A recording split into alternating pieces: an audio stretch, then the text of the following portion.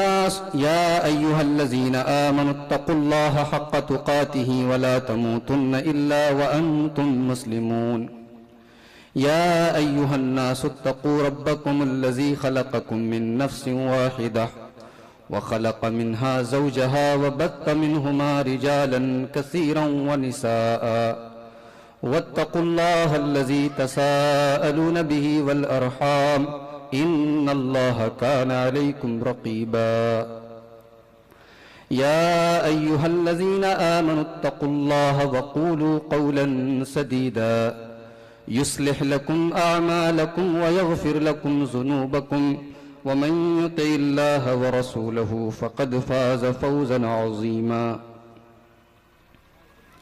أما بعد فإن خير الحديث كتاب الله وخير الهدي هدي محمد صلى الله عليه وسلم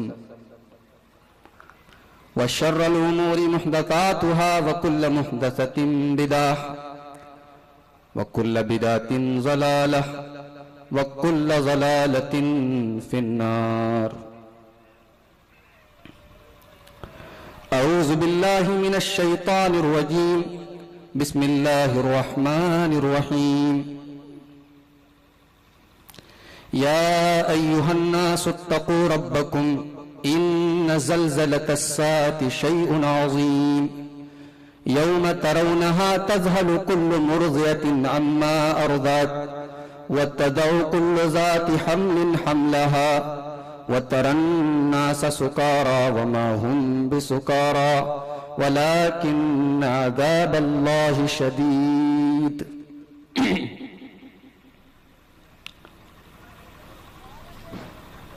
اسٹیج پر رونق افروز علماء کرام،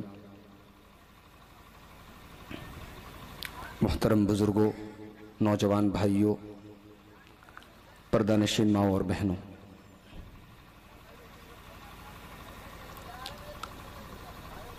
انسان دنیا میں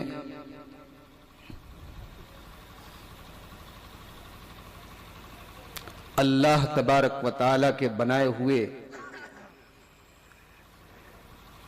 سی سی ٹی وی کیمرے کے اندر زندگی گزار رہا ہے۔ آپ کبھی کبھی ریلوے اسٹیشن پر یا ایئرپورٹ پر یا کہیں شاپنگ مال پر یہ لکھا ہوا دیکھتے ہوں گے، یو آر انڈر سرویلانس، آپ سی سی ٹی وی کیمرے کی نظر میں ہیں۔ آپ کوئی بھی غلط حرکت کریں گے، سی سی ٹی وی کیمرے کی ریکارڈنگ کے ذریعے آپ کو پکڑ لیا جائے گا۔ اللہ تبارک و تعالیٰ کا بھی ایک سی سی ٹی وی کیمرہ چل رہا ہے، اور یہ وہ سی سی ٹی وی کیمرہ ہے جس میں یہ ڈر نہیں کہ پاور کٹ ہو گیا بند ہو گیا، جس میں یہ ڈر نہیں کہ بیٹری ڈسچارج ہو گئی بند ہو گیا۔ وَإِنَّ عَلَيْكُمْ لَحَافِظِينَ كِرَامًا كَاتِبِينَ يَعْلَمُونَ مَا تَفْعَلُونَ۔ اے انسانوں، تمہارے اوپر ہم نے لکھنے والے فرشتوں کو مقرر کر دیا ہے۔ یعلمون ما تفعلون، تمہاری کوئی بھی حرکت ان سے پوشیدہ نہیں ہے، کوئی بھی عمل تمہارا ان سے چھپا ہوا نہیں ہے، تمہاری ایک ایک حرکت کو ریکارڈ کیا جا رہا ہے، ایک ایک عمل کو لکھا جا رہا ہے۔ ما يلفظ من قول الا لديه رقیب عتید۔ میرے بندو، تمہاری زبان سے جو جملے نکلتے ہیں، جو الفاظ نکلتے ہیں، جو بولی نکلتی ہے، اس کو بھی ریکارڈ کیا جا رہا ہے۔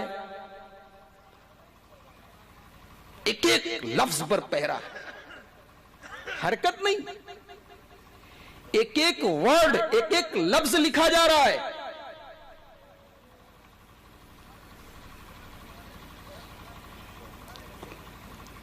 قیامت کے دن جب ہماری پوری زندگی کی ریکارڈنگ ہمارے سامنے کھول کے رکھ دی جائے گی،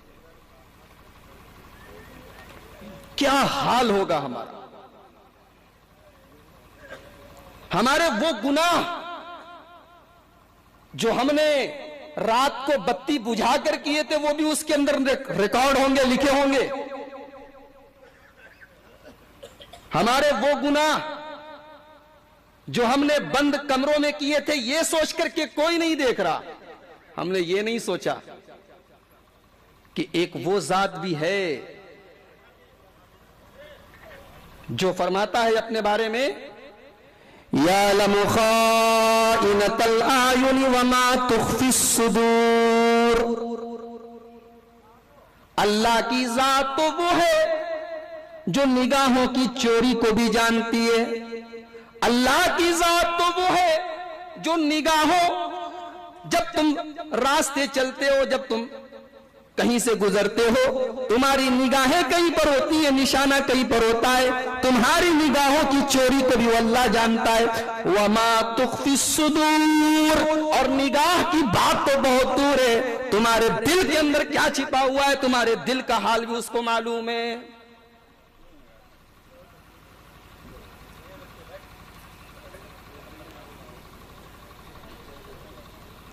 ذرا تصور کیجئے میرے بھائی، غور کیجئے کہ وہ اللہ جو ہمارے دلوں کا حال جانتا ہے، وہی اللہ جب قیامت کے دن ہمارے نامہ اعمال کھولے جائیں گے اس کے سامنے، کیا حال ہوگا ہمارا اور آپ کا؟ اللہ فرماتا ہے قرآن مجید میں وَوُضِعَ الْكِتَابُ فَتَرَى الْمُجْرِمِينَ مُشْفِقِينَ مِمَّا فِيهِ وَيَقُولُونَ يَا وَيْلَتَنَا مَا لِهَذَا الْكِتَابِ لَا يُغَادِرُ صَغِيرَةً وَلَا كَبِيرَةً إِلَّا أَحْصَاهَا۔ قیامت کے دن تمہارا نام اعمال رکھ دیا جائے گا، فَتَرَى الْمُجْرِمِينَ، تو جو مجرم لوگ ہوں گے، جو پاپی لوگ ہوں گے، جو گنہگار لوگ ہوں گے، تم دیکھو گے کہ وہ ڈرے ہوئے ہوں گے، سہمے ہوئے ہوں گے، تھر تھر کانپ رہے ہوں گے، اور کیا کہیں گے؟ ما لہذا الکتاب، اے اللہ یہ کیسی کتاب ہے، اے اللہ یہ کیسا نام اعمال ہے، یہ کیسا رجسٹر ہے، لا یغادر صغیرۃ ولا کبیرۃ الا احصاها۔ ہم نے دنیا میں جو چھوٹا گناہ کیا تھا وہ بھی اس کے اندر لکھا ہوا ہے، جو بڑا گناہ کیا تھا وہ بھی اس کے اندر لکھا ہوا ہے، ہم نے چھوٹی سی نیکی کی تھی وہ بھی اس کے اندر لکھی ہے، بڑی سی نیکی کی تھی وہ بھی اس کے اندر لکھی ہے۔ فَمَن يَعْمَلْ مِثْقَالَ ذَرَّةٍ خَيْرًا يَرَهُ وَمَن يَعْمَلْ مِثْقَالَ ذَرَّةٍ شَرًّا يَرَهُ۔ ذرہ برابر بھی تم نے نیکی کا کام کیا ہوگا وہ بھی اس کے اندر لکھا ہوگا، ذرہ برابر تم نے برائی کا کام کیا ہوگا وہ بھی اس کے اندر لکھا ہوگا۔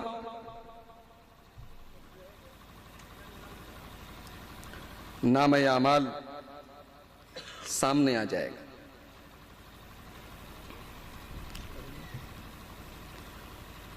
انسان کا حال کیا ہوگا؟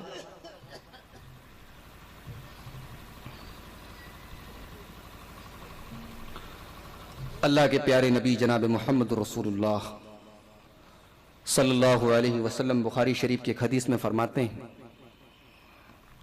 حضرت عائشہ رضی اللہ تعالیٰ عنہ اس حدیث کی راوی ہے، انکم محشورون یوم القیامت حفاة عراة غرلا۔ قیامت کے دن جب تم اٹھائے جاؤ گے، قیامت کے دن جب حشر کے میدان میں تم کو اکٹھا کیا جائے گا، حفاتن تو سب کے سب ننگے پیر ہوں گے، عراتن ننگے بدن ہوں گے، غرلن غیر مختون ہوں گے، بہترین قسم کے جوتے پہننے والوں، باٹا اور لکھانی کے چپل پہننے والوں، قیامت کے دن تمہارے پیر میں ایک جوتا نہ ہوگا، ایک چپل نہ ہوگا، ننگے پیر ہوں گے سارے کے سارے لوگ، عراطن ننگے بدن ہوں گے۔ دنیا میں چاہے جتنا مہنگا کپڑا پہنا کرتے تھے، جتنا اسٹینڈرڈ کپڑا پہنا کرتے تھے، لیکن قیامت کے دن تم تو بالکل ننگے ہوگے، غرلا۔ تم مسلمان کے گھر میں پیدا ہوئے، تمہارے ماں باپ نے تمہارا ختنہ کروایا تھا، لیکن قیامت کے دن جب اللہ تبارک و تعالیٰ تم کو حشر کے میدان میں اکٹھا کرے گا تو تمہارا ختنہ بھی نہیں ہوا ہوگا۔ کما بدانا، جیسے اللہ نے تم کو ماں کے پیٹ سے پیدا کیا تھا، نہ تو تمہارے پیر میں جوتا چپل تھا، نہ تمہارے بدن پر کپڑا تھا، نہ تمہارا ختنہ ہوا تھا، اسی حال میں اللہ تعالیٰ اٹھائے گا قیامت کے دن۔ حضرت عائشہ اس حدیث کو بیان کرتی ہیں، جب اللہ کے رسول نے یہ فرمایا کہ سارے کے سارے لوگ ننگے اٹھائے جائیں گے، تو فوراً حضرت عائشہ کے ذہن میں ایک سوال آیا، پوچھا الرجال والنساء جميعا ينظر بعضهم الى بعض، اے اللہ کے رسول قیامت کے دن تو مرد اور عورت سب ایک ساتھ ہوں گے، مردوں کا ڈپارٹمنٹ عورتوں سے الگ نہ ہوگا، مرد اور عورت دونوں تو ایک ساتھ ہوں گے، اور اے اللہ کے نبی آپ فرما رہے کہ سارے کے سارے لوگ ننگے ہوں گے، تب تو مرد عورتوں کو دیکھیں گے، عورتیں مردوں کو دیکھیں گی، یعنی شرم آئے گی کہ ایسا منظر ہوگا کہ مرد عورتوں کو دیکھیں گے، عورتیں مردوں کو دیکھیں گی۔ آپ نے فرمایا یا عائشہ الامر اشد من ان یہمہم ذالک، اے عائشہ قیامت کے دن کا منظر تو اتنا خطرناک ہوگا، اتنا شدید ہوگا، اتنا سخت ہوگا کہ وہاں کس کو اتنی فکر ہے کہ وہ دوسرے کی طرف دیکھے۔ وہاں مرد بھی ننگے ہوں گے، عورتیں بھی ننگی ہوں گی، لیکن مرد نہ عورت کی طرف دیکھے گا، نہ عورت مرد کی طرف دیکھے گی۔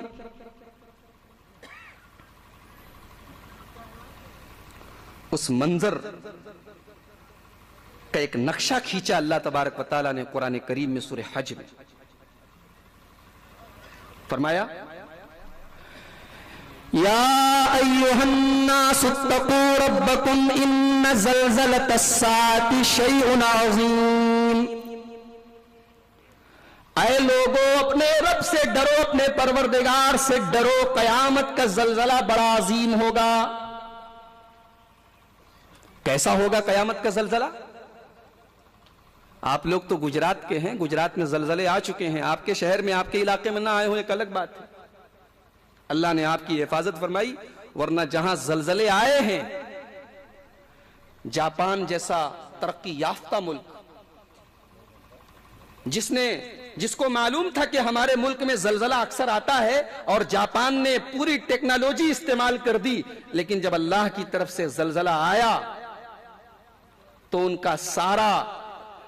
ان کی ساری ٹیکنالوجی دھوست ہو گئی، برباد ہو گئی، اور اتنا نقصان ہوا کہ آج بھی جاپان بیچارہ اکانومی میں، ارتھ ویوستھا میں بہت پیچھے ہو گیا اس زلزلے کی وجہ سے۔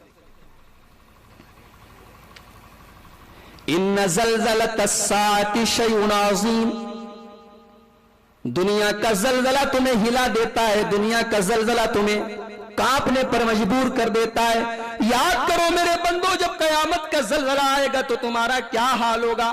ان زلزلۃ الساعۃ شیء عظیم، قیامت کے دن کا زلزلہ بڑا خطرناک ہوگا۔ اور قیامت کے زلزلے کے اوپر تو اللہ تعالیٰ نے پوری ایک سورہ کریمہ نازل کر دی، اذا زلزلت الارض زلزالها واخرجت الارض اثقالها وقال الانسان ما لها، جب زمین میں زلزلہ آئے گا، جب زمین کو پوری طرح سے ہلا دیا جائے گا، وَأَخْرَجَتِ الْأَرْضُ أَثْقَالَهَا، اور زمین اپنے سارے بوجھ کو نکال دے گی، زمین کے اندر جو انسان ہے وہ بھی نکل جائیں گے، جو سونا چاندی ہے وہ بھی نکل جائے گا، زمین اپنا سارا کا سارا بوجھ نکال دے گی۔ وَقَالَ الْإِنسَانُ مَا لَهَا، انسان کہے گا اس زمین کو کیا ہو گیا ہے؟ یومئذ تحدث اخبارها، قیامت کے دن زمین بھی بات کرے گی، قیامت کے دن زمین بھی بولے گی، زمین بھی بات کرے گی، زمین کے اندر سے آواز آئے گی۔ اچھا زمین کے اندر سے کیوں آواز آئے گی؟ زمین تو کبھی نہیں بولتی۔ آگے جواب دیا گیا بِأَنَّ رَبَّكَ أَوْحَى لَهَا، زمین اس لیے بات کرے گی کیونکہ اللہ تبارک و تعالیٰ اس کو آرڈر دے گا۔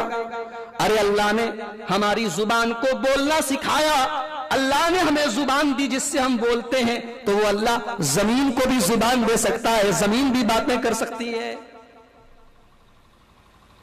تو قیامت کے دن کا زلزلہ کیسا ہوگا؟ یوم ترونہا تذہل کل مرضعۃ عما ارضعت، قیامت کے دن تم دیکھو گے کہ دودھ پلانے والی ماں اپنے دودھ پی رہے بچے کو چھوڑ دے گی۔ میرے ترجمے پر غور کیجیے گا، یوم ترونہا تذہل کل مرضعۃ عما ارضعت، قیامت کے دن دودھ پلانے والی ماں اپنے دودھ پی رہے بچے کو چھوڑ دے گی۔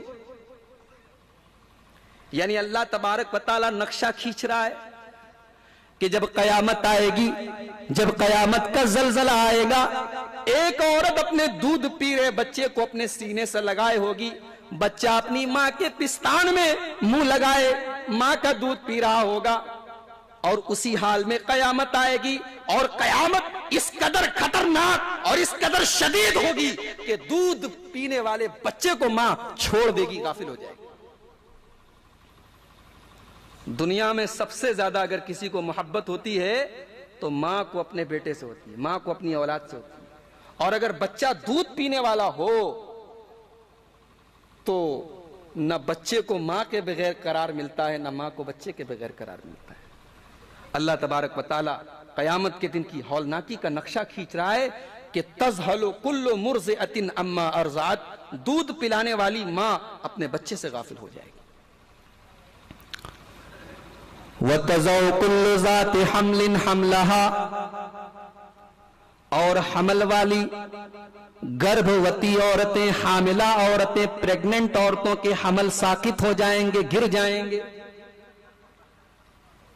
وَتَرَى النَّاسَ سُكَارَى وَمَا هُمْ بِسُكَارَى وَلَكِنَّ عَذَابَ اللَّهِ شَدِيدٌ، اور قیامت کے دن کی سختی کا یہ عالم ہوگا، ایسا محسوس ہو رہا ہوگا کہ لوگ نشے کے عالم میں، حالانکہ لوگ نشے کے عالم میں نہ ہوں گے، وَلَكِنَّ عَذَابَ اللَّهِ شَدِيدٌ، بلکہ اللہ کا عذاب بڑا دردناک ہوگا، اللہ کا عذاب بڑا شدید ہوگا۔ اللہ کے عذاب کی وجہ سے لوگوں کی آنکھیں، لوگوں کا چہرہ ایسا لگ رہا ہوگا، ایسا معلوم ہو رہا ہوگا کہ لوگ نشے کی حالت میں ہیں۔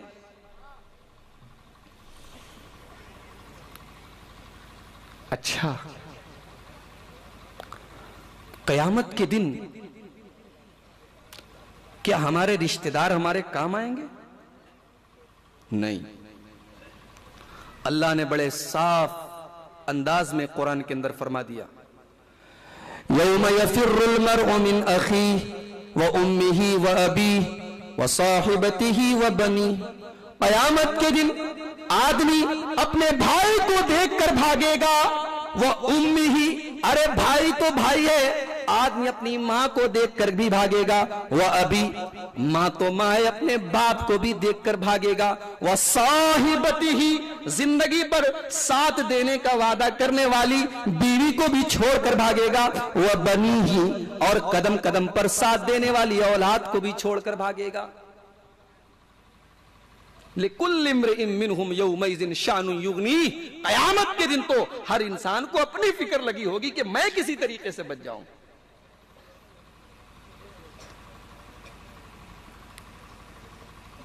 ارے کام آنا تو بہت دور کی بات ہے،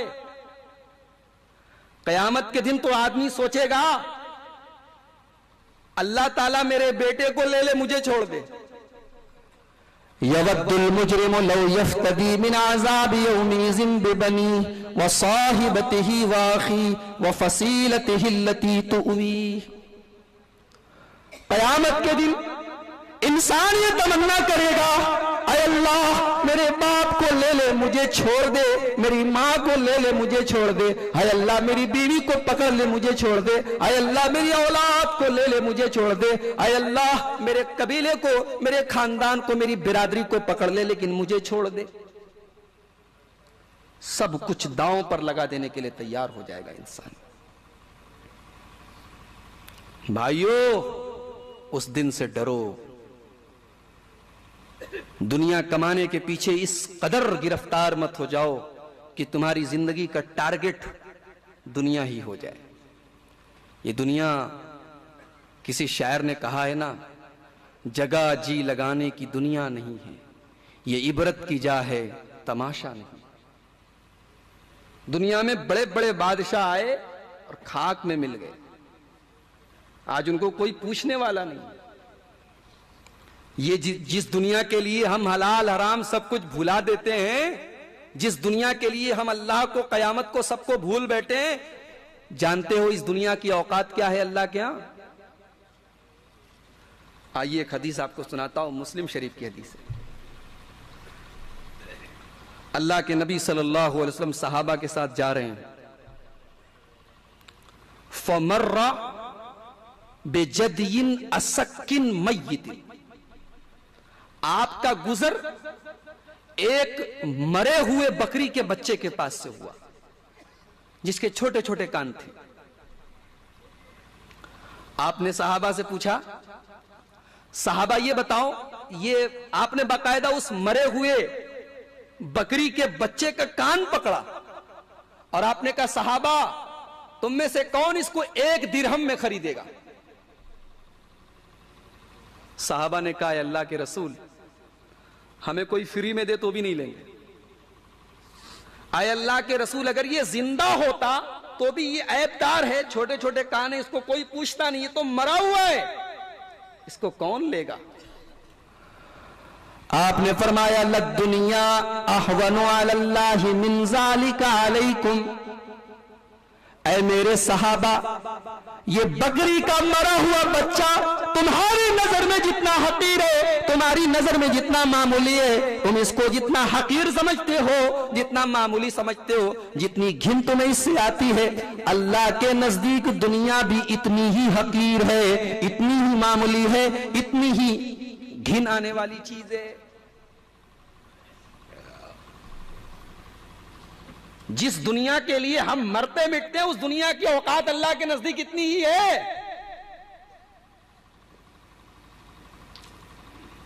اور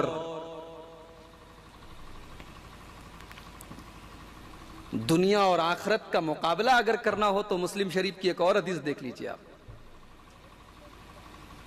اللہ کے نبی صلی اللہ علیہ وسلم نے فرمایا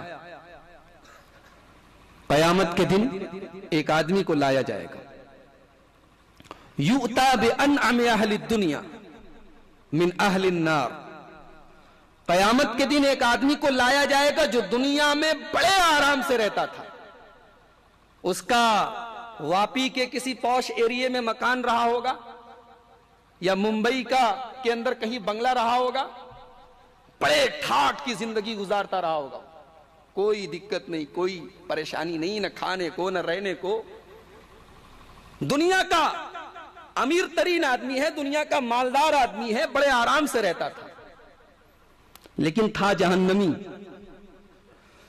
فَيُسْبَغُ صَبْغَةً فِي النَّارِ، اللہ تبارک و تعالی اس آدمی کو جس نے ساری زندگی عیش و آرام سے گزاری تھی، ساری زندگی جس کی بڑے چین سے گزری تھی، اللہ تعالیٰ اس کو ایک پل کے لیے جہنم میں ڈالے گا۔ فَيُسْبَغُ صَبْغَةً فِي النَّارِ، اس کو جہنم میں صرف ڈال کے فوراً نکال لیا جائے گا ایک پل کے لیے۔ اس کے بعد اللہ تعالیٰ اس سے پوچھے گا هل رأيت خيرا قط هل مر بك نعيم قط، میرے بندے یہ بتا تو نے اب تک کی دنیا کی زندگی میں کوئی اچھائی بھلائی کوئی نعمت تو نے دیکھی کہ نہیں دیکھی؟ تیری دنیا کی زندگی کیسی گزری؟ جواب دے گا اے اللہ میں نے تو پوری کی پوری زندگی پریشانیوں میں گزاری ہے، میں نے دنیا میں کوئی راحت کوئی آرام نہیں دیکھا، ساری زندگی میری پریشانی میں گزری ہے۔ ایک پل جہنم میں جانے کے بعد وہ آدمی جواب دے رہا ہے۔ پھر ایک دوسرا آدمی لایا جائے گا جو دنیا میں بڑی پریشانیوں کے ساتھ بڑی تکلیفوں کے ساتھ، نہ بیچارے کو رہنے کو مکان تھا، نہ کھانے کو کھانا تھا، نہ پہننے کو کپڑا تھا، اس کو لایا جائے گا لیکن وہ جنتی ہوگا۔ اللہ تعالیٰ اس کو جنت میں ڈال کر فوراً نکالے گا اور پوچھے گا حل رائیتا شرن قطو حل من ربک بؤس قطو، میرے بندے یہ بتا تو نے کبھی کوئی پریشانی دیکھی؟ کیا تو نے کبھی غریبی دیکھی؟ کیا تو نے کبھی کوئی تکلیف دیکھی؟ کیا تو نے کبھی کوئی بیماری دیکھی؟ وہی آدمی جس کی ساری زندگی پریشانیوں میں، تکلیفوں میں، مصیبتوں میں گزری تھی، وہی آدمی جواب دے گا اے اللہ میری تو ساری زندگی بڑے آرام سے گزری، اے اللہ میں نے کبھی کوئی پریشانی نہیں دیکھی، کوئی دکھ نہیں دیکھا، کوئی تکلیف نہیں دیکھی۔ غور کرو میرے بھائیوں، جس دنیا کے لیے ہم اتنا مرتے ہیں کہ سب کچھ بھول جاتے ہیں، قیامت کو، آخرت کو، جنت کو، جہنم کو، اس دنیا میں، اس دنیا میں اور اس دنیا میں کتنا فرق ہے، کتنا انتر ہے، کتنا ڈیفرنس ہے۔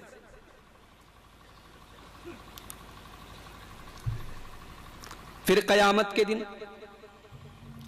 جب اسرافیل علیہ السلام سور پھونکیں گے، 3 بار سور پھونکیں گے۔ پہلی بار ساری کی ساری دنیا کے لوگ ڈر جائیں گے، دوسری بار جب سور پھونکیں گے ساری کی ساری دنیا کے لوگ موت کی نیند سو جائیں گے، اور تیسری بار جب سور پھونکیں گے تو سارے کے سارے لوگ زندہ ہوں گے اور تب قیامت قائم ہوگی۔ یاد رکھیے 3 بار اسرافیل علیہ السلام سور پھونکیں گے۔ اب سارے کے سارے لوگ ایک میدان میں اکٹھا ہیں۔ یہ میدان کہاں ہے؟ بہت سے لوگ سمجھتے ہیں عرفات کا میدان ہے، غلط ہے یہ بات یاد رکھیے۔ میدان محشر کہاں قائم ہوگا؟ بعض روایات سے معلوم ہوتا ہے کہ ملک شام میں قائم ہوگا۔ حشر کا میدان ملک شام میں ہوگا۔ میدان عرفات کے بارے میں کوئی صحیح روایت موجود نہیں، لیکن ہاں میدان عرفات میں لاکھوں حاجیوں کا منظر دیکھ کر عرفات کا میدان حشر کا منظر یاد آتا ہے، یہ ایک الگ بات ہے۔ لیکن حشر کا میدان کہاں قائم ہوگا؟ ملک شام کے اندر قائم ہوگا۔ اب وہ کہاں ہوگا؟ ہو سکتا ہے کہ اللہ تعالیٰ پوری زمین کو میدان حشر بنا دے، اس کی کیفیت ہمیں نہیں معلوم۔ سارے کے سارے لوگ اکٹھا ہو جائیں گے۔ اب ایک حدیث آپ کو سنانے جا رہا ہوں، بخاری شریف کی، بڑی لمبی حدیث ہے لیکن بڑے غور سے سنیے گا۔ اللہ کے نبی صلی اللہ علیہ وسلم کے پاس گوشت آیا، اتیا بلحم، گوشت آیا، فرفع الیہ الذراع، جانور کا لیگ پیس، اس کا بازو آپ کو پیش کیا گیا۔ اللہ کے رسول کو لیگ پیس بہت پسند تھا۔ فنحش منہا نحشتا، آپ نے اس لیگ پیس میں سے تھوڑا سا نوچا۔ اس سے معلوم ہوا کہ نوچ نوچ کے بھی گوشت کھانا سنت ہے۔ آپ نے اس میں سے نوچا، اس کے بعد آپ نے صحابہ سے فرمایا انا سید الناس یوم القیامہ، میں قیامت کے دن سارے لوگوں کا سردار رہوں گا، قیامت کے دن میں سب کا سردار رہوں گا۔ اور اے میرے صحابہ، تم جانتے ہو کہ قیامت کے دن میں سب کا سردار کیسے رہوں گا؟ یجمع اللہ الناس الاولین والآخرین فی صعید واحد، اللہ تعالی سارے کے سارے انسانوں کو ایک میدان میں اکٹھا کرے گا، یسمعہم الداعی وینفذہم البصر، ایک میدان میں سارے کے سارے لوگ ہوں گے۔ اگر کوئی پکارے گا تو سارے کے سارے لوگ اس پکارنے والے کی پکار کو سنیں گے، اور اگر کوئی دیکھے گا تو سارے لوگوں کو دیکھ سکتا ہے۔ ایک میدان میں سارے کے سارے لوگ۔ اچھا، وَتَدُنُ الشَّمْسُ، سورج بہت قریب ہوگا، دوسری روایتوں سے معلوم ہوتا ہے 1 میل کی دوری پر ہوگا۔ آج سورج کتنے میل کی دوری پر ہے؟ سائنس کا ایک معمولی سا اسٹوڈنٹ جانتا ہے کہ 9,33,00,000 میل کی دوری پر ہے، اور سورج کی بہت کم گرمی ہمیں ملتی ہے، بلکہ اگر یہ کہا جائے کہ 99.5% گرمی اوزون لیئر کے ذریعے رک جاتی ہے اور 0.5% ہمیں گرمی ملتی ہے تو غلط نہیں ہوگا۔ اس 0.5% گرمی میں یہ حال ہے کہ ہمیں اپنے گھر میں اے سی چلانا پڑتا ہے، کولر چلانا پڑتا ہے، ہم سے گرمی برداشت نہیں ہوتی۔ میرے پیارے بھائیو، ذرا اس گرمی کے بارے میں سوچو جب سورج 9,33,00,000 میل کی دوری پر نہیں بلکہ 1 میل کی دوری پر ہوگا۔ اللہ کے نبی فرماتے ہیں سارے کے سارے لوگ پریشانی کے عالم میں ہوں گے، پریشانی کے شکار ہوں گے، سارے کے سارے لوگ مصیبت کا شکار ہوں گے، اور مصیبت اتنی زیادہ ہوگی ما لا یطیقون ولا یحتملون، برداشت کے باہر ہوگی۔ تب کچھ لوگ کہیں گے کہ چلو کسی کے پاس سفارش کرنے کے لیے چلتے ہیں، کس سے سفارش کرائیں؟ تو کچھ لوگ کہیں گے علیکم بے آدم، چلو آدم سے سفارش کراتے ہیں۔ آدم علیہ السلام کے پاس آئیں گے، کہیں گے ارے آپ سارے انسانوں کے باپ ہیں، اللہ نے آپ کو اپنے ہاتھ سے پیدا کیا اور آپ کے اندر روح پھونکی، آپ دیکھ رہے ہیں کہ ہم کتنی پریشانی میں ہیں، آپ اللہ تعالیٰ کی بارگاہ میں سفارش کر دیجئے، ہمارا بیڑا پار ہو جائے، ہماری مصیبت دور ہو جائے۔ حضرت آدم علیہ السلام جواب دیں گے میں کیا بتاؤں،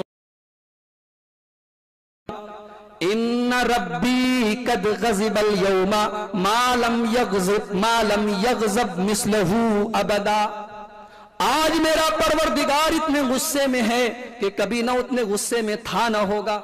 آج اللہ تعالیٰ بہت غصے میں ہے، اور میں نے اللہ کے حکم کی ایک نافرمانی کی تھی۔ جنت میں اللہ نے مجھے منع کیا تھا درخت کے پاس جانے سے، میں درخت کے پاس چلا گیا تھا، میں نے اللہ کے حکم کی نافرمانی کی تھی، میں اللہ کے پاس نہیں جا سکتا۔ نفسی نفسی نفسی، مجھے اپنی فکر ہے، مجھے اپنی فکر ہے، مجھے اپنی فکر ہے۔ ایسا کرو تم لوگ نوح علیہ السلام کے پاس چلے جاؤ۔ لوگ آئیں گے نوح علیہ السلام کے، اے نوح، آپ اللہ کے پہلے رسول ہیں دنیا میں، اللہ نے آپ کو عبدن شکورا کہا ہے، آپ اللہ کے بڑے جلیل القدر پیغمبر ہیں۔ اے نوح علیہ السلام، آپ دیکھ رہے ہیں کہ ہم کتنی پریشانی میں ہیں، اے نوح آپ اللہ تعالیٰ سے ہمارے بارے میں سفارش کر دیجئے۔ نوح علیہ السلام جواب دیں گے ہے لوگو، آج میرا رب اتنے غصے میں، کبھی اتنے غصے میں نہیں تھا، نہ ہے نہ ہوگا، نہ ہوا ہے نہ ہوگا جتنے غصے میں آج ہے۔ اے لوگو ایسا کرو، دیکھو مجھے اللہ نے ایک دعا دی تھی، اللہ نے ہر نبی کو ایک ایسی دعا دی جس کے قبول کرنے کی گارنٹی لے لی، تو نوح علیہ السلام کہیں گے اللہ نے مجھے ایک دعا دی تھی، میں نے اپنی قوم کے اوپر بد دعا کر کے اس دعا کو ختم کر دیا، اس دعا کو استعمال کر لیا۔ ایسا کرو تم ابراہیم علیہ السلام کے پاس چلے جاؤ۔ ابراہیم علیہ السلام کے پاس آئیں گے، اے ابراہیم آپ اللہ کے خلیل ہیں، اللہ نے آپ کو اپنا خلیل بنایا، رسول بنایا، آپ اللہ کے بڑے جلیل القدر پیغمبر ہیں۔ اے ابراہیم علیہ السلام، آپ ہمارے حالات کو دیکھ رہے ہیں، پریشانی کو دیکھ رہے ہیں، آپ ہمارے بارے میں صفات کر دیجئے۔ ابراہیم علیہ السلام بھی وہی جواب دیں گے، اے لوگوں میرا رب آج اتنے غصے میں ہے، نہ کبھی اتنا غصہ تھا اس کو، نہ کبھی اتنا غصہ ہوگا۔ نفسی نفسی نفسی، مجھے تو اپنی فکر لگی ہے، مجھے تو اپنی فکر لگی ہے، مجھے تو اپنی فکر لگی ہے، میں نے زندگی میں 3 جھوٹ بولے تھے، اس لیے میں اللہ کے پاس نہیں جا سکتا۔ اب یہاں ایک بات بتانے جا رہا ہوں، اس کو قاعدے سے سنیے گا۔ ابراہیم علیہ السلام نے کہا کہ میں نے زندگی میں 3 جھوٹ بولے تھے، وہ کون کون سے 3 جھوٹ تھے؟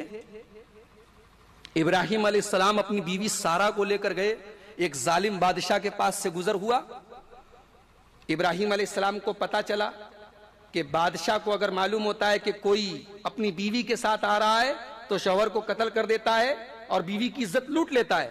تو ابراہیم علیہ السلام نے کہا کہ ہاذہی اختی، یہ میری بہن ہے. یہ پہلا جھوٹ ہے. دوسرا جھوٹ کب بولا تھا؟ جب ابراہیم علیہ السلام نے قوم کے بتوں کو توڑا تھا اور قوم کے لوگوں نے بعد میں ان کو بلوایا اور کہا کہ کیا تم نے توڑا ہے؟ تو ابراہیم علیہ السلام نے کہا کہ نہیں، بل فعلہ کبیرہم ھذا، بڑے والے نے توڑا ہے. یہ دوسرا تھا. اور تیسرا کون سا تھا؟ جب ابراہیم علیہ السلام کو قوم کے لوگ بولے کہ چلو میلے میں چلو، تو انہوں نے کہا انی سقیم، میں بیمار ہوں. یہ 3 جھوٹ تھے. ایک بات بتاؤ، نبی جھوٹ بول سکتا ہے کیا؟ بھئی جھوٹ تو ایک ایسی چیز ہے کہ عام انسان بھی جو نیک ہوگا، پرہیزگار ہوگا، وہ بھی جھوٹ نہیں بولے گا، تو نبی کیسے جھوٹ بولے گا؟ لیکن حدیث تو بتا رہی کہ ابراہیم علیہ السلام نے 3 جھوٹ بولا. یہ جھوٹ نہیں تھا. یہ بات آج یہاں سے آپ نوٹ کر کے جائیں، اس بات کو دماغ میں فٹ کر کے جائیں. ابراہیم علیہ السلام نے جھوٹ نہیں بولا تھا، اس کو بولتے توریہ. بظاہر جھوٹ تھا، حقیقت میں جھوٹ نہیں تھا. اب آئیے ذرا سا تینوں کا جائزہ لیتے ہیں. ظالم بادشاہ کے پاس سے گزر ہوا، اب وہاں اپنی جان بھی بچانی ہے، بیوی کی عزت بھی بچانی ہے. تو وہاں ہاذہی اختی کہا، یہ میری بہن ہے. اب ایک بات بتاؤ کہ اس وقت پورے روئے زمین پر ابراہیم علیہ السلام مومن تھے اور ان کی بیوی سارا مومنہ تھی، تو ایمانی رشتے کے اعتبار سے دونوں بھائی بہن ہوئے کہ نہیں ہوئے؟ اگرچہ میاں بیوی تھے. تو غلط بات تو نہیں کہی تھی انہوں نے. ہاذہی اختی کہا تو ان کا مقصد کیا تھا؟ کہ سارا میرے دین کے رشتے میں، اسلام کے رشتے میں، توحید کے رشتے میں میری بہن ہے، لیکن سامنے والے کو دھوکہ دینا تھا، سامنے والے کو یہ سمجھانا تھا کہ میری بہن ہے. قوم کے لوگ بولے چلو میلے میں چلو. ابراہیم علیہ السلام بولے میں بیمار ہوں. قوم کے لوگوں نے سمجھا ان کو بخار ہوگا، زکام ہوگا، سردی ہوگی، وہ چھوڑ کے چلے گئے. ابراہیم علیہ السلام کا مقصد یہ تھا میں تمہارے شرک کو دیکھ کر بیمار ہوں. میں توحید والا، تم شرک والے. میں ایک اللہ کی عبادت کرنے والا، تم سینکڑوں بتوں کی پوجا کرنے والے. میرا دل بیمار ہے، میری روح بیمار ہے تمہارے شرک کو دیکھ کر. اور تیسری بات کیا تھی؟ قوم کے لوگوں نے کہا کہ بت کو کس نے توڑا؟ ابراہیم علیہ السلام نے کہا ان کے بڑے نے توڑا. کیا مطلب؟ ان سے بڑا میں ہوں، میں نے توڑا. دل میں مقصد یہ تھا کہ میں نے توڑا، ان سے ان کے بڑے نے توڑا، یعنی میں نے توڑا.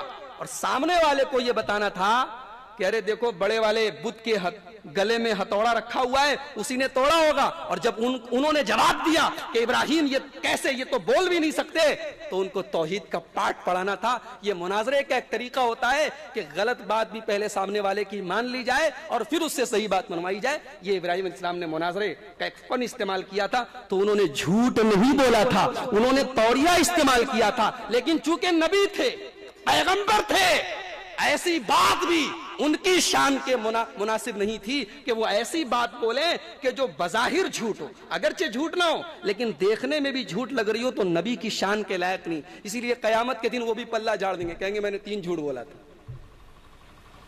کہیں گے موسیٰ علیہ السلام کے پاس، موسیٰ علیہ السلام کے پاس لوگ آئیں گے، اے موسیٰ اللہ نے آپ کو رسول بنایا، اللہ نے آپ سے ہم کلام ہونے کا آپ کو شرف بخشا، اللہ نے آپ سے بات کی. اے موسیٰ ہماری پریشانی کو آپ دیکھ رہے ہیں، تکلیف کو آپ دیکھ رہے ہیں، اے موسیٰ آپ اللہ تعالیٰ کے پاس ہماری شفاعت کر دیجئے. موسیٰ علیہ السلام بھی وہی جواب دیں گے، ان ربی قد غضب اليوم ما لم یغضب مثلہ ابدا. اے لوگو آج اللہ تعالیٰ اتنا ناراض ہے، نہ کبھی اتنا ناراض ہوا تھا نہ ہوگا. اے لوگو میں نے ایک انسان کا قتل کر دیا تھا، ما لم اومر بقتلہ، جس کو قتل کرنے کی مجھے اجازت نہیں دی گئی تھی. قبطی کو مکہ مارا تھا نا، موسیٰ علیہ السلام نے ایک قبطی کو گھونسا مارا تھا، وہ مر گیا. ان کا مقصد جان سے مارنا نہیں تھا، انہوں نے غصے میں آ کے گھونسا مارا. باڈی بلڈر آدمی تھے، جسم ان کا ہائی فائی تھا، انہوں نے مارا، قبطی مر گیا. تو کہیں گے کہ میرے ہاتھ سے ایک بے گناہ کا خون ہو گیا. اس لیے میں اللہ تعالیٰ کے پاس نہیں جا سکتا. ایک کام کرو، تم عیسیٰ علیہ السلام کے پاس جاؤ. عیسیٰ علیہ السلام کے پاس لوگ آئیں گے. اے عیسیٰ، آپ اللہ کے رسول ہیں اور اللہ کا کلمہ ہے جو اللہ نے آپ کے اندر ڈالا تھا، آپ کو بغیر باپ کے پیدا کیا تھا. اے عیسیٰ، آپ ہمارے حالات کو دیکھ رہے ہیں. اے عیسیٰ، آپ اللہ تعالیٰ سے ہمارے بارے میں شفاعت کر دیجئے. عیسیٰ علیہ السلام کوئی اپنا گناہ تو نہیں بیان کریں گے، لیکن یہی کہیں گے، اے لوگوں، نفسی نفسی نفسی، مجھے اپنی فکر ہے، مجھے اپنی فکر ہے، مجھے اپنی فکر ہے. تم لوگ آخری نبی جناب محمد الرسول اللہ صلی اللہ علیہ وسلم کے پاس چلے جاؤ. سارے کے سارے لوگ اللہ کے پیارے نبی کے پاس آئیں گے. اے اللہ کے نبی، آپ کو اللہ نے اپنا آخری نبی بنایا، آپ خاتم الانبیاء ہیں، آپ آخری نبی ہیں. اے اللہ کے نبی، آپ ہمارے حالات کو دیکھ رہے ہیں، آپ ہماری پریشانی کو دور کرنے کے بارے میں اللہ سے سفارش کر دیجئے. اللہ کے نبی فرماتے، فآتی فانطلق فآتی تحت العرش، میں چلوں گا، میں عرش کے نیچے جاؤں گا، پھر میں سجدے میں گر جاؤں گا. بڑے غور سے سننا، میں سجدے میں گر جاؤں گا. فَيَفْتَحُ اللَّهُ عَلَيَّ مِن مَحَامِدِهِ وَحُسْنِ الثَّنَاءِ عَلَيْهِ. اللہ تبارک و تعالی اپنی تعریف کے ایسے کلمات میرے اوپر نازل کرے گا، میں اللہ تعالیٰ کی ایسی تعریف بیان کروں گا سجدے میں گر کر کہ جیسی تعریف کبھی اللہ کی کسی نے بیان نہیں کی. لیکن یہ تعریف بھی اللہ تعالیٰ ہی مجھے سکھائے گا، اسی کی طرف سے مجھے نازل ہوگی. پتا چلا کہ قیامت کے دن بھی اگر اللہ کے نبی اپنے رب کی تعریف کریں گے، اپنے رب کے آگے سجدے میں گریں گے، تو اس میں بھی اللہ تعالیٰ ہی کی قدرت ہوگی، اس میں بھی نبی کا اپنا ذاتی کوئی کمال نہیں ہوگا. توحید کا سبق بھی سیکھتے چلیے. اس لیے امام بخاری اس حدیث کو کتاب التوحید میں بھی لائیں. اس سے توحید ثابت ہو رہی ہے کہ ایسا نہیں کہ اللہ کے نبی نے ڈائریکٹ بول دیا، اللہ تعالیٰ نے کہا کہ ہاں اے نبی تم جو بولو ہم مان لیں. نہیں، رب کے آگے سجدے میں گریں گے، کیونکہ قیامت کے دن بھی محمد اللہ کے بندے ہی ہوں گے صلی اللہ علیہ وسلم. نبی اپنے سارے کمالات کے ساتھ، اپنی ساری خوبیوں کے ساتھ، اپنے سارے فضائل کے ساتھ اللہ کے بندے ہی رہیں گے. ان کو جو بندگی سے نکالے وہ ان کے مرتبے کو بڑھا نہیں رہا ہے، گھٹا رہا ہے. کہیں گے کہ اللہ تعالیٰ کے آگے سجدے میں گر جاؤں گا اور ایسی تعریف کروں گا کہ کسی نے نہیں کی. تب اللہ تعالیٰ آواز دے گا، یا محمد ارفع راسک، اے محمد سر اٹھائیے، سل توتا، سوال کیجیے آپ کو دیا جائے گا، اشفا تو شفا، آپ جس کی شفاعت کریں گے آپ کی شفاعت قبول کی جائے گی. اچھا، اللہ کے نبی کس کی شفاعت کریں گے یہ بھی سن لیجئے. جب بات نکلی ہے شفاعت کی تو یہ بھی سن لیجئے، اللہ کے نبی سب کی شفاعت نہیں کریں گے. مسلم شریف کی حدیث ہے، حضرت ابو ہریرہ رضی اللہ تعالیٰ عنہ نے اللہ کے رسول سے سوال کیا، اے اللہ کے رسول، من اسعد الناس بشفاعتک یوم القیامہ، اے اللہ کے رسول قیامت کے دن آپ کی شفاعت کس کو نصیب ہوگی؟ تو نبی نے جواب دیا، ابو ہریرہ مجھے پتا تھا سب سے پہلے تم ہی یہ سوال مجھ سے کرو گے. لما رأیت من حرصک علی الحدیث، کیونکہ مجھے پتا تھا تمہارے اندر حدیث کو سیکھنے کا جذبہ ہے. اللہ یہ جذبہ ہم سب کے اندر پیدا فرما دے، حدیث کو سیکھنے کا جذبہ، حدیث کو جاننے کا جذبہ، حدیث، صحیح حدیث کو سیکھنے کا جذبہ. آپ نے فرمایا ابو ہریرہ تمہارے اندر حدیث کو سیکھنے کی جو حرص پائی جاتی ہے، جو جذبہ پایا جاتا ہے، مجھے پتا تھا پہلے سب سے پہلے تم ہی یہ سوال مجھ سے کرو گے. اے ابو ہریرہ قیامت کے دن میری صفات اس انسان کو نصیب ہوگی، من قال لا الہ الا اللہ خالصا من قلبہ، جو لا الہ الا اللہ دل کی گہرائی سے کہے گا. صرف زبان سے لا الہ الا اللہ پڑھ کر اور پھر شرک بھی کرے، اپنے سروں کو غیروں کی درگاہوں پر بھی جھکائے، اپنے سر کو غیروں کے آستانوں پر بھی ذلیل کرے، لا الہ الا اللہ بھی پڑھے اور کسی اور کو مشکل کشا مانے، لا الہ الا اللہ بھی پڑھے اور کسی اور کو غریب نواز سمجھے، لا الہ الا اللہ بھی کہے اور کسی اور کو دستگیر بھی مانتا ہو، وہ اس کی توحید گڑبڑ ہے، اس کا ایمان گڑبڑ ہے۔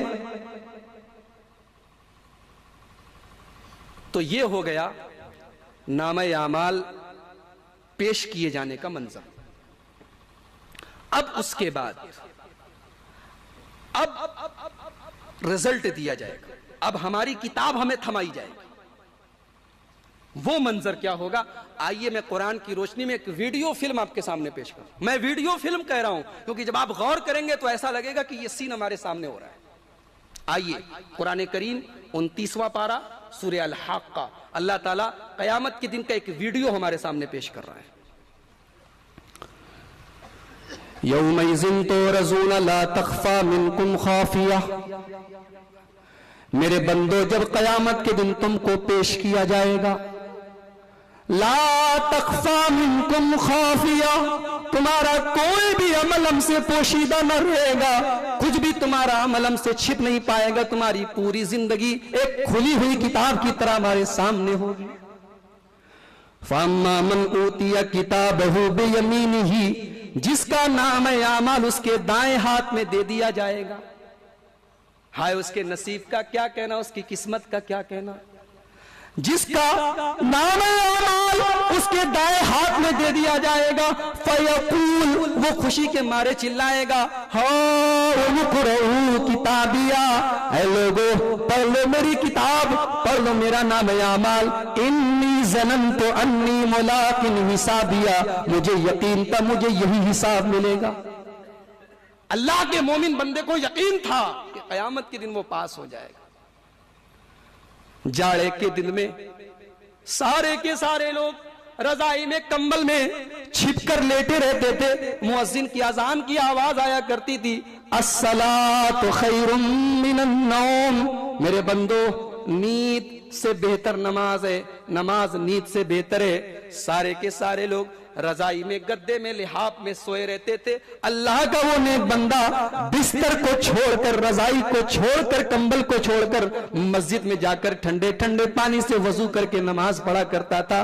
انی ظننت انی ملاق حسابیہ، وہ قیامت کے دن کہے گا اے اللہ مجھے یقین تھا مجھے یہی حساب ملے گا۔ مئی جون کی گرمی میں جب لو کے ڈر سے لوگ اپنے گھر سے نہیں نکلتے تھے، ظہر کی اذان ہوتی تھی، مؤذن کی آواز آتی تھی، حی علی الصلاۃ، آ جاؤ نماز کی طرف، حی علی الفلاح، آ جاؤ کامیابی کی طرف۔ اللہ کا وہ بندہ دھوپ کی پرواہ نہ کرتا تھا، گرمی کی پرواہ نہ کرتا تھا، اے سی کے اندر بیٹھا ہوتا تھا، لیکن اذان کی آواز سن کے اے سی کو چھوڑ کر دھوپ کی شدت کو برداشت کر کے مسجد میں آ کر ظہر کی نماز ادا کیا کرتا تھا۔ انی ظننت انی ملاق حسابیہ، وہ قیامت کے دن کہے گا اے اللہ مجھے یقین تھا مجھے یہی حساب ملے گا۔ فَهُوَ فِي عِيشَةٍ رَاضِيَةٍ، بڑے عیش و آرام کی زندگی گزارے گا، چاہے وہ عمر گاؤں کے اندر، واپی کے اندر، بمبئی کے اندر ایک جھوپڑ پٹی میں ہی رہتا ہو، غریب رہا ہو، بیچارے کے پاس پہننے کو کپڑا نہ رہا ہو، کھانے کو کھانا نہ رہا ہو، زندگی پریشانیوں میں گزری ہو، لیکن اللہ تعالیٰ اس کو بہترین زندگی دے گا۔ فی جنت عالیہ، ارے دنیا میں اس کے پاس رہنے کو مکان بھی نہ تھا، دنیا میں بیچارہ کس حال میں تھا وہی جانتا تھا، لیکن اللہ تعالیٰ قیامت کے دن اس کو اونچی اونچی جنتوں میں اونچے اونچے مکانات میں رکھے گا۔ قطوفها دانیہ، اور ہر قسم کے میوے، ہر قسم کے پھل اس کے لیے جھکے ہوئے ہوں گے، اسے انار چڑھ کر توڑنے کی ضرورت نہ ہوگی، اسے آم چڑھ کر توڑنے کی ضرورت نہ ہوگی، جو چاہے گا خود اس کی طرف جھک کر چلا آئے گا، اسے کسی چیز کو لپکنے کی بھی ضرورت نہ ہوگی۔ اللہ کہے گا کلوا واشربوا ہنیئا بما اسلفتم فی الایام الخالیہ، میرے بندو تم کھاؤ تم پیو، تم نے اپنی دنیا کی زندگی میں محنت کی تھی، تم نے دین پر عمل کیا تھا، تم نے اپنے عقیدے کی حفاظت کی تھی، تم نے نبی کا راستہ چنا تھا، تم نے نبی کی سنت کو چنا تھا، تم نے نبی کے طریقے کے مطابق اپنی زندگی گزاری تھی، میرے بندو آج تمہارے کھانے پینے کے دن ہیں، یہ تو پاس والے ہو گئے جن کے داہنے ہاتھ میں نام اعمال ملا. اب فیل والوں کا کیا حال ہوگا جو فیل ہو جائیں گے؟ وَأَمَّا مَنْ أُوتِيَ كِتَابَهُ بِشِمَالِهِ، جس کا نام اعمال اس کے بائیں ہاتھ میں دیا جائے گا، وہ کہے گا یا لیتنی لم اوت کتابیا، کاش میرا نام اعمال مجھے نہ دیا گیا ہوتا، ولم ادری ما حسابیا، کاش مجھے اپنا حساب و کتاب بھی معلوم نہ ہوتا، یا لیتہا کانت القاضیہ، کاش دنیا میں جو موت آئی تھی اسی موت پر ہمارا کام تمام ہو گیا ہوتا.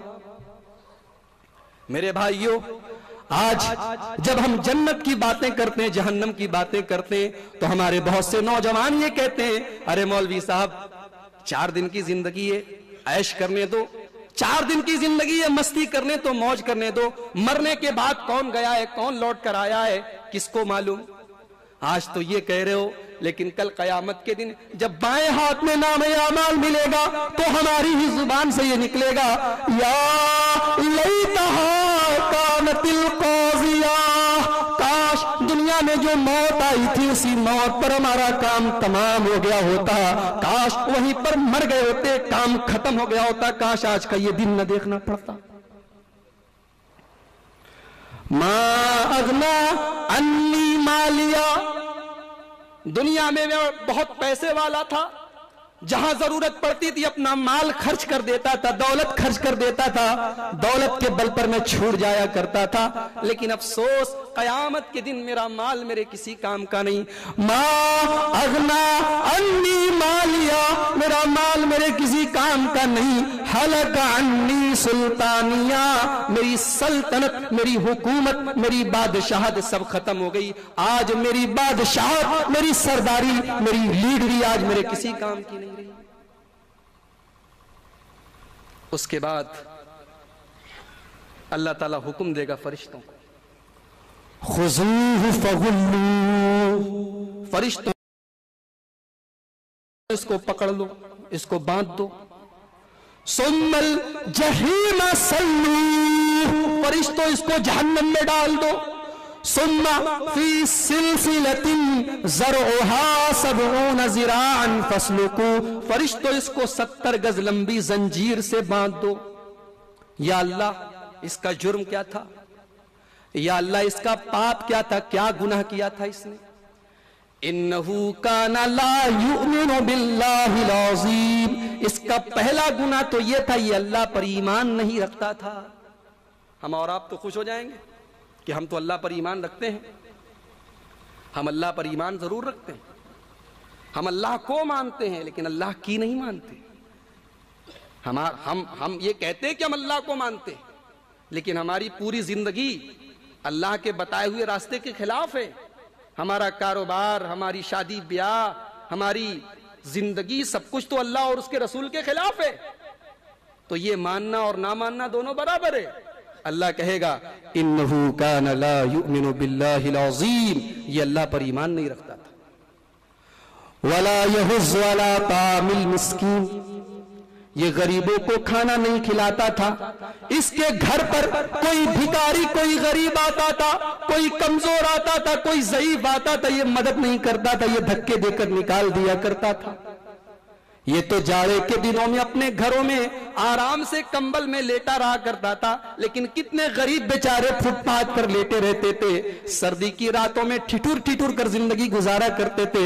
اللہ نے اس کو دولت بھی دی تھی، پیسے بھی دیے تھے، لیکن اس کو یہ توفیق نہ ہوئی کہ کبھی کسی غریب کو جا کر کمبل دے دے، کبھی کسی غریب کی تکلیف کو بھی اپنی تکلیف محسوس کرے. ولا یحض علی طعام المسکین، مسکین کو کھانا نہیں کھلاتا. فَلَيْسَ لَهُ الْيَوْمَ هَاهُنَا حَمِيمٌ، دنیا میں تمہارے جتنے دوست ہیں دنیا میں کام آ جائیں، آج تمہارا کوئی دوست نہیں ہے، کوئی یار نہیں ہے، کوئی تمہارے کام نہیں آئے گا. ایک حدیث سناؤں آپ کو ابو داؤد شریف کی. حضرت عائشہ رضی اللہ تعالیٰ عنہ کہتی ہیں ذکرت النار فبکیت، میں نے جہنم کو پڑھا، جہنم کو یاد کیا، میں رونے لگی.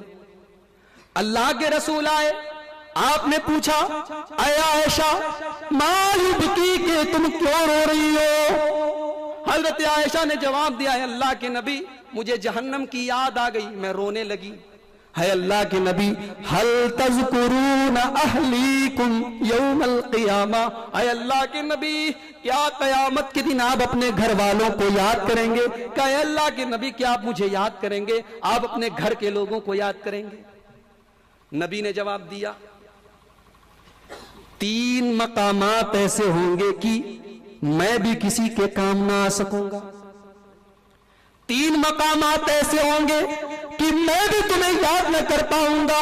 نمبر 1 جب میزان رکھا جائے گا، جب ترازو رکھا جائے گا۔ اب وہ ترازو کیسا ہوگا؟ we don't know, we have no knowledge، ہمیں نہیں معلوم، لیکن ترازو آئے گا قیامت کے، ایک میزان آئے گا۔ اور ایک بات آپ کو بتاؤں، اللہ تعالیٰ کو کیا ضرورت تھی ترازو ورازو رکھنے کی؟ اللہ تعالیٰ تو علی کل شیء قدیر ہے، جس کو چاہتا جنت میں ڈال دیتا، جس کو چاہتا جہنم میں ڈال دیتا، کوئی روک سکتا تھا کیا اس کو کیا ضرورت تھی قیامت کے دن ترازو لانے کی؟ ایک وجہ تو ترازو قیامت کے دن میزان لانے کی ایک وجہ تو یہ ہے کہ اللہ تعالیٰ اپنے عدل و انصاف کو ظاہر کرنا چاہتا ہے کہ ٹھیک ہے میری مرضی سے ہی جنتی جنت میں جائیں گے، میری مرضی سے ہی جہنمی جہنم میں جائیں گے، لیکن میرا ایک نام عادل بھی ہے، میں انصاف کرنے والا ہوں، اور قیامت کے دن کا ترازو انصاف کو ظاہر کرے گا، عدل خدا بندی کو، عدل الہی کو ظاہر کرے گا کہ اللہ تعالیٰ انصاف کرنے والا ہے۔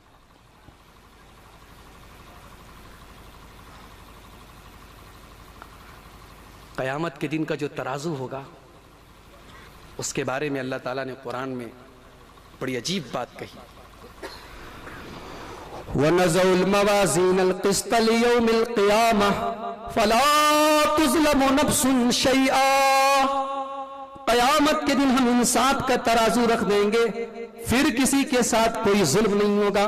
وَإِن كَانَ مِثْقَالَ حَبَّةٍ مِّنْ خَرْدَلٍ أَتَيْنَا بِهَا، اگر ایک رائی آپ کے یہاں کھانے میں مسالہ ڈالا جاتا ہوگا، مسالے میں ایک چھوٹا سا دانہ رائی کا بھی ہوتا ہے، اس کو عربی میں خردل بولتے ہیں۔ اللہ تعالیٰ ہمارے دماغ کو سمجھانے کے لیے ہمیں ایک مثال دے رہا ہے کہ اگر رائی کے دانے کے برابر بھی تمہارا کوئی عمل ہوگا، کوئی گناہ ہوگا، کوئی نیکی ہوگی، اتینا بہا، تمہارے سامنے لے آئیں گے۔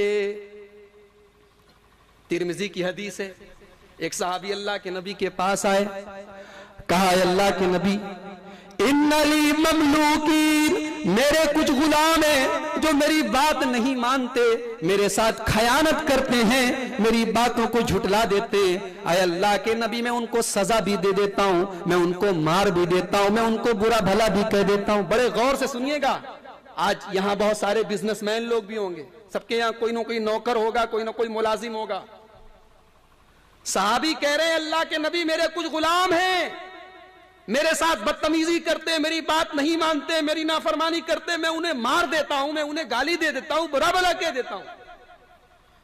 اے اللہ کے نبی میرا اور ان کا معاملہ قیامت کے دن کیا ہوگا؟ آپ نے فرمایا جتنی وہ تمہاری نافرمانی کرتے ہیں اور جتنی تم سزا دیتے اسی کے حساب سے، اگر تمہاری سزا ان کی نافرمانی سے کم ہوگی تو تمہارے حق میں ایک نیکی بڑھ جائے گی قیامت کے دن، اور اگر انہوں نے تمہارے ساتھ جو بدتمیزی کی ہے، انہوں نے تمہاری باتوں کو جھٹلایا تھا، تمہارے ساتھ غلط کیا تھا اور تم نے سزا ان کو زیادہ دے دی تھی، تو تمہاری نیکیاں چھین کر ان کو دے دی جائیں گی۔ حدیث کے الفاظ ہے فَتَنَحَّ الرَّجُلُ، وہ صحابی کونے میں چلے گئے، فَيَبْكِي وَيَحْتِفُ، چلا چلا کے رونے لگے، چیخ و پکار مچا کے رونے لگے، تیز آواز کے ساتھ رونے لگے۔ ہے اللہ کے نبی یہ کیا کہہ رہے ہیں آپ؟ میں سزا تول کے تو نہیں دے سکتا۔ اے اللہ کے نبی آپ کہہ رہے ہیں کہ اگر میری سزا ان کی غلطی سے بڑھ کر ہوئی تو قیامت کے دن اس کا بھی حساب مجھ سے لیا جائے گا۔ آپ نے یہی آیت قرآن کی پڑھ کر سنا دی، وَنَزَعُ الْمَوَازِينَ الْقِسْطَ لِيَوْمِ الْقِيَامَةِ قیامت کے دن ہم انصاف کا ترازو رکھیں گے. فَلَا تُظْلَمُ نَفْسٌ شَيْئًا اور کسی کے ساتھ کوئی زیادتی نہیں ہوگی.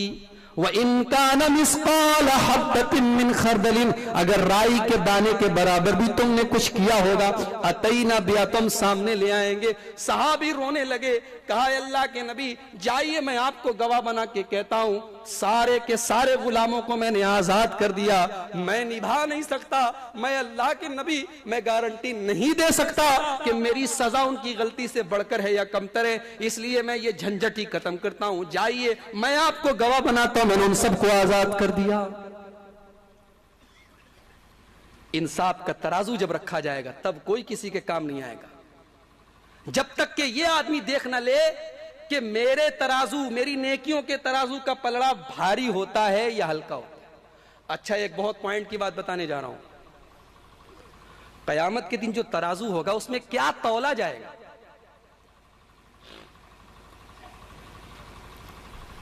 کچھ حدیثوں سے پتا چلتا ہے کہ نامہ اعمال تولا جائے گا, جو عمل کا رجسٹر ہوگا وہ تولا جائے گا. آئیے ایک حدیث سنا دیتا ہوں ترمذی شریف کی. اللہ کے نبی فرماتے ہیں اللہ تعالیٰ قیامت کے دن ایک آدمی کو لائے گا, سارے لوگوں کے سامنے لائے گا. فَيُنشَرُ عَلَيْهِ 99 سِجِلًّا اس کی برائیوں کے اس کے پاپوں کے 99 رجسٹر پھیلا دیے جائیں گے. 99 رجسٹر کل سجل الی مد بصرہ اور ہر رجسٹر اتنا لمبا ہوگا کہ جہاں تک آدمی کی نگاہ جاتی ہے وہاں تک جائے گا, یعنی اتنے گناہ اس نے کیے ہوں گے جس کا کوئی حساب نہیں ہوگا. 99 رجسٹر اور ہر رجسٹر تا حد نظر جہاں تک انسان کی نگاہ جاتی ہے. اللہ پوچھے گا میرے بندے یہ بتا اظلمک کتبتی الحافظون, یہ بتا کہ میں نے جن بندوں کو تیرے گناہ لکھنے کے لیے تیری نیکیاں لکھنے کے لیے بھیجا تھا کیا ان لوگوں نے تیرے ساتھ کوئی زیادتی کی ہے؟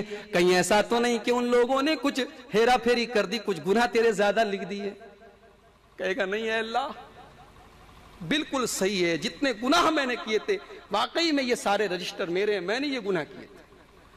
اللہ پوچھے گا لک عذر میرے بندے یہ بتا کیا تیرے پاس اپنے ان گناہوں کی صفائی دینے کے لیے کوئی بہانہ ہے, کوئی عذر ہے؟ کہا ہے اللہ میرے پاس کوئی عذر نہیں ہے, کوئی بہانہ نہیں ہے, میں نے سارے پاپ جان بوجھ کر کیے ہیں. اللہ کہے گا لا ظلم علیک اليوم آج تیرے ساتھ کوئی ظلم نہیں ہوگا. فتخرج بطاقۃ اللہ تعالیٰ ایک کارڈ نکالے گا. عربی میں کارڈ کو بطاقہ بولتے ہیں, اسی لیے وزٹنگ کارڈ کو بطاقۃ اللقاء بولتے ہیں. کارڈ جانتے ہیں نا آپ لوگ, چھوٹا سا کارڈ نکالے گا. کارڈ پر کیا لکھا ہوگا؟ اشہد ان لا الہ الا اللہ واشہد ان محمدا عبدہ ورسولہ. اس کارڈ پر یہ لکھا ہوگا. پھر اللہ تعالیٰ بندے سے کہے گا احضر وزنک, اب تم اپنے رجسٹروں کا وزن سامنے کرو, تمہارے رجسٹروں کو تولا جائے. بندہ کہے گا ما ہذہ البطاقۃ ما ہذہ السجلات, اے اللہ یہ 99 رجسٹر بھاری بھرکم, یہ چھوٹا سا کارڈ ہے, اللہ اس کی کیا اوقات ہے؟ اللہ کہے گا تم دیکھتے جاؤ تمہارے ساتھ آج کوئی ظلم نہیں ہوگا. ترازو کے ایک پلڑے پر اس کے سارے گناہوں کے رجسٹر رکھ دیے جائیں گے, کوئی نیکی نہیں اس کے نامہ اعمال میں, صرف یہی کلمہ شہادت ہے, توحید ہے, عقیدہ درست ہے, ایمان درست ہے, یہ ایک پلڑے پر رکھا جائے. فتاشت السجلات نیکیوں کا پلڑا بھاری پڑ گیا اور رجسٹروں کا پلڑا اٹھا رہ گیا. اس کی ایک نیکی کلمہ شہادت بھاری پڑ گئی. پھر اللہ کے نبی فرماتے ہیں وَأَنَّهُ لَا يَسْقُلُ مَعَ اسْمِ اللَّهِ شَيْءٌ اللہ تعالیٰ کے نام سے بھاری کیا چیز ہو سکتی ہے؟ ایک طرف سارے اس کے گناہوں کے رجسٹر تھے اور ایک طرف اللہ کا نام تھا. ایک بات بتاؤ, حدیث ختم ہو گئی. اس حدیث سے ایک بات تو یہ معلوم ہوئی کہ ساری نیکیوں سے بڑھ کے نیکی توحید ہے. خوب نماز پڑھو, خوب روزہ رکھو, خوب زکات دو, خوب حج کرو, خوب پیشانی کو سجدے سے سجا لو, ایمان درست نہیں, عقیدہ درست نہیں, توحید گڑبڑ ہے تو سب برباد ہے. ایک بات تو اس حدیث سے یہ ثابت ہوئی, اور ایک بات یہ ثابت ہوئی کہ قیامت کے دن کیا تولا جائے گا؟ نامہ اعمال تولا جائے گا۔ اب آئیے ایک دوسری حدیث آپ کے سامنے پیش کرتا ہوں، ترمذی شریف کی حدیث ہے، اللہ کے نبی نے فرمایا کہ قیامت کے دن بندے کے نامہ اعمال میں حسن اخلاق سے زیادہ بھاری کوئی چیز نہیں ہوگی۔ حسن اخلاق سے زیادہ، حسن اخلاق جانتے ہیں کہ نہیں آپ؟ پڑوسی کے ساتھ اچھا سلوک کرے، باپ بیٹے کے ساتھ اچھا سلوک کرے، بھائی بھائی کے ساتھ اچھا سلوک کرے، اپنے مسلمان بھائی سے ملو، ڈھنگ سے ملو، خندہ پیشانی سے ملو، یہ حسن اخلاق ہے۔ تو آپ نے فرمایا قیامت کے دن بندے کے نیکیوں کے پلڑے میں حسن اخلاق سے بھاری کوئی چیز نہیں۔ اس حدیث سے کیا معلوم ہوا کہ نیکی تولی جائے گی۔ اور بخاری شریف کی آخری حدیث آپ دیکھیے، کلمتان حبیبتان الی الرحمن خفیفتان علی اللسان ثقیلتان علی المیزان سبحان اللہ وبحمدہ سبحان اللہ العظیم۔ دو کلمے اللہ کو بہت پیارے ہیں، رحمان کو بہت پیارے ہیں، زبان پر بہت ہلکے ہیں، اور قیامت کے دن میزان پر بہت بھاری ہیں۔ کون سے؟ سبحان اللہ وبحمدہ سبحان اللہ العظیم۔ یہ دو کلمہ قیامت کے دن بڑا بھاری ہوگا۔ اس حدیث سے بھی معلوم ہوا کہ نیکی تولی جائے گی۔ اس حدیث سے معلوم ہوا تھا کہ نیکیوں کا رجسٹر تولا جائے گا، نامہ اعمال تولا جائے گا، اور اس حدیث سے یہ معلوم ہوا کہ نیکی تولی جائے گی۔ اب بخاری شریف کی ایک اور حدیث آپ کے سامنے پیش کرتا ہوں۔ اللہ کے نبی نے فرمایا انہ لیاتی الرجل السمین العظیم یوم القیامہ، قیامت کے دن ایک موٹا تازہ بھاری بھرکم پہلوان گیڈے کی طرح لایا جائے گا، بھاری بھرکم پہلوان آدمی لایا جائے گا، اور قیامت کے دن ترازو پر اس کا وزن مچھر کے برابر بھی نہیں ہوگا، جناح بعوضہ، مچھر کے پر کے برابر بھی نہیں ہوگا۔ اس حدیث سے کیا معلوم ہوا کہ آدمی تولا جائے گا۔ ایک حدیث سے معلوم ہو رہا ہے کہ نیکیوں کا نامہ اعمال تولا جائے گا، ایک حدیث سے معلوم ہو رہا ہے کہ نیکیاں تولی جائے گی، اور اس حدیث سے معلوم ہو رہا ہے کہ آدمی تولا جائے گا۔ ایک اور حدیث پیش کر دیتا ہوں مسند احمد کی۔ حضرت عبداللہ ابن مسعود کہتے ہیں میں اللہ کے نبی کے لیے پیلو کی مسواک توڑ کے لایا کرتا تھا۔ پتا چلا کہ اللہ کے نبی پیلو کی مسواک کرتے تھے۔ کہا کہ میں پیلو کی مسواک توڑا کرتا تھا، جب میں پیڑ پر چڑھتا تھا تو لوگ ہنستے تھے۔ اللہ کے رسول نے صحابہ سے پوچھا کہ تم لوگ ہنستے کیوں؟ صحابہ نے جواب دیا من دقت ساقیہ، اے اللہ کے نبی عبداللہ ابن مسعود کی ٹانگیں کتنی پتلی پتلی، اس کے پیر کتنے پتلے پتلے، ہمیں اس پر ہنسی آتی ہے۔ پتلی پتلی ٹانگ تھی، چھوٹی چھوٹی پڈلی تھی، پتلی پتلی ٹانگ تھی۔ صحابہ نے کہا اے اللہ کے نبی ہمیں اسی پر ہنسی آتی ہے۔ آپ نے فرمایا لہما اسقل علی المیزان من احد، عبداللہ ابن مسعود کی یہ پتلی پتلی ٹانگیں قیامت کے دن ترازو پر احد پہاڑ سے بھی زیادہ بھاری ہوں گی۔ اس حدیث سے بھی معلوم ہوا کہ آدمی تولا جائے گا۔ اب تین طرح کی حدیث ہو گئی، ایک حدیث کہتی ہے کہ نامہ اعمال تولا جائے گا، ایک حدیث کہتی ہے عمل تولا جائے گا، اور ایک حدیث کہتی ہے کہ عمل کرنے والے کو تولا جائے گا۔ امام عبداللہ ابن باز رحمۃ اللہ علیہ فرماتے ہیں تینوں تولا جائے گا، تینوں تولا جائے گا۔ تینوں طریقے کی حدیثیں آئی ہیں، عمل بھی تولا جائے گا، عمل کرنے والا بھی تولا جائے گا، اور عمل کا صحیفہ بھی تولا جائے گا، لیکن اصل اعتبار جو ہوگا وہ عمل کا ہوگا۔ تو اللہ کے نبی فرماتے ہیں کہ تین جگہ میں بھی اپنے گھر والوں کے کام نہیں آ پاؤں گا۔ نمبر ایک، جب ترازو پر تول ہوگی عمل کی تو آدمی جب تک یہ جان نہ لے کہ اس کی نیکیوں کا پلڑا بھاری ہے یا ہلکا، تب تک میں بھی کسی کے کام نہیں آؤں گا۔ اور نمبر دو، جب نامہ اعمال دیا جائے گا تو آدمی کو جب تک یہ معلوم نہ ہو جائے کہ اس کے دائیں ہاتھ میں دیا جائے گا کہ بائیں ہاتھ میں، تب تک کوئی کسی کے کام نہیں آئے گا۔ اور نمبر تین، جب پل صراط پر لوگ جا رہے ہوں گے، جب جہنم کے اوپر پل صراط نام کا ایک پل رکھا جائے گا، اچھا پل صراط پر سے سب کو گزرنا پڑے گا۔ اللہ نے قرآن میں فرمایا وَإِن مِّنكُمْ إِلَّا وَارِدُهَا كَانَ عَلَى رَبِّكَ حَتْمًا مَّقْضِيًّا، ہر ایک کو گزرنا ہوگا، یہاں تک کہ اللہ کے نبی بھی گزریں گے، اور سب سے پہلے اللہ کے نبی پار کریں گے، اور ہر انسان اپنے اپنے عمل کے اعتبار سے پار ہوگا۔ جو عمل کے معاملے میں کمزور ہوگا وہ دھڑام سے نیچے چلا جائے گا۔ یہ سب قصہ کہانی نہیں بیان کر رہا ہوں، یہ قرآن کی آیت اور حدیث کی روشنی میں بتا رہا ہوں۔ پل صراط پر سے ہم سب کو گزرنا ہوگا، ہاں لیکن ایک روایت بہت مشہور چلی آ رہی ہے، پرانے زمانے کے لوگ بیان کیا کرتے تھے کہ قربانی کے جانور کو موٹا تازہ کیا کرو کیونکہ پل صراط پر سواری کے کام آئیں گے. وہ روایت من گھڑت اور موضوع ہے، وہ روایت صحیح نہیں ہے. انسان کو خود گزرنا ہوگا. اچھا، قیامت کے دن جب گرمی اس قدر ہوگی تو پیاس لگے گی، پانی وانی کہیں ملے گا کہ نہیں ملے گا؟ ملے گا. کہاں ملے گا؟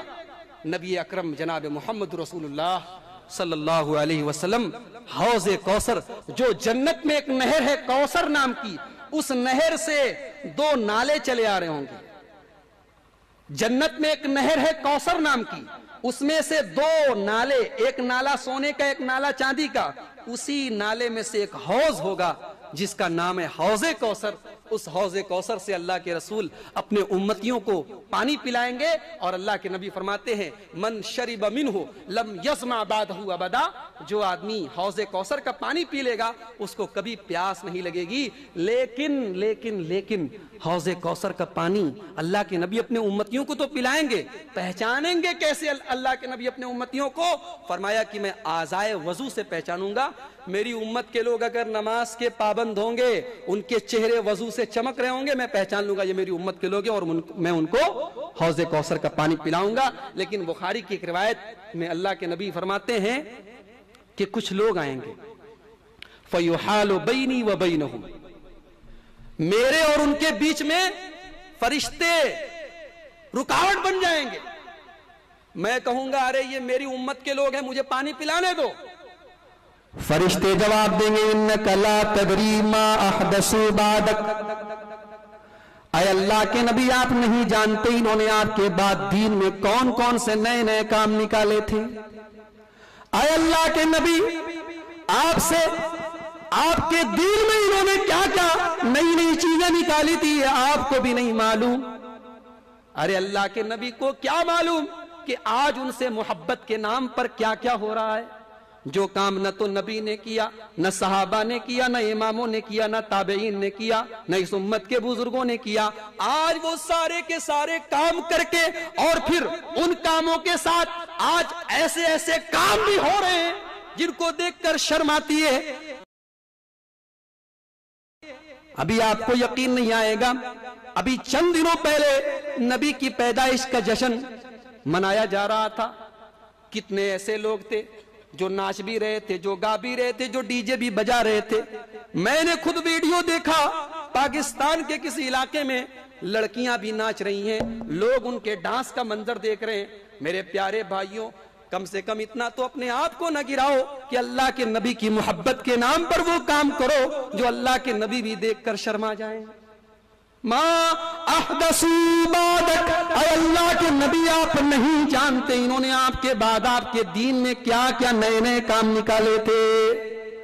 آپ نے کہا تھا اذان کے بعد درود شریف پڑھنا، یہاں پہلے ہی پڑھنے لگیں گے.